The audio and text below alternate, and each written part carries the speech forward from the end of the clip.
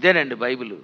మీరు ఎన్నిసార్లు చదవండి, ఎంతమంది చెప్పనివ్వండి ఒక విషయం, దాని వెనకాతల మరొక స్టోరీ ఉంటుంది, మరొక స్టోరీ రన్ అవుతుంది. ఇదా మేము వినేసాం ఇదా అని అనుకోని మీరు వెళ్ళిపోకండి. ఎప్పుడు మీరు అసలు అలా వెళ్ళకూడదు.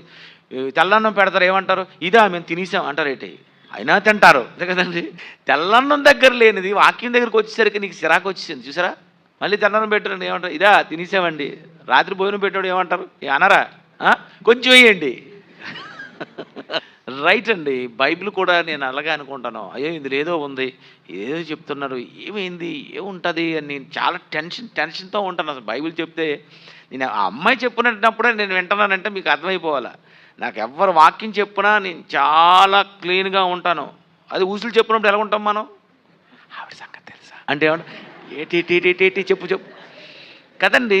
సేమ్ కనుక అలాంటి ఊసుల దగ్గర కూడా ఈ చెవి ఎలాగైతే ఇచ్చావో, ఈ చెవి వాక్యం దగ్గర కూడా ఇవ్వాలి.